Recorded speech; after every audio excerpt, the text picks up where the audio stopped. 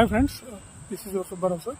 Civils తెలుగులో రాస్తే success అవుతారా అని చెప్పి మీకు ఎక్కువ మంది నాకు రోజు ఫోన్ చేస్తూ ఉంటారు. దాదాపు రోజు ఒక 20 నుంచి 30 కాల్స్ మాత్రం వీటి గురించే వస్తుంది. వీళ్ళందరూ సమాధానం చెప్పడం కోసమే నేను ఈ షార్ట్స్ ఇవన్నీ పెడుతున్నాను.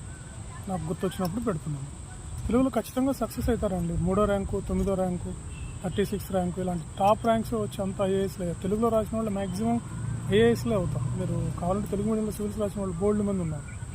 కాకపోతే మిమ్మల్ని పక్క వాళ్ళు, మీకు తెలియని వాళ్ళు, ఆ రంగంలో ఉన్న వాళ్ళు చెప్తే మీరు నమ్మాలి. కానీ ఇంటి పక్కన వాళ్ళు లేదా మీకు తెలిసిన వాళ్ళు సివిల్స్ తెలుగులో రాస్తే సక్సెస్ అవ్వరు, ఇంగ్లీష్లోనే రాయాలి అని అంటారు. ఇంగ్లీష్ వస్తే మీరు ఇంగ్లీష్లో రాసుకుంటారు కదా, ఇంక తెలుగుతో ఏం పని మీకు? ఇంగ్లీష్ వస్తే ఇంగ్లీష్లో రాయండి, బేసిక్గా ఖచ్చితంగా రాయండి. ఇంగ్లీష్లో మేము ఎంకరేజ్ చేస్తాం.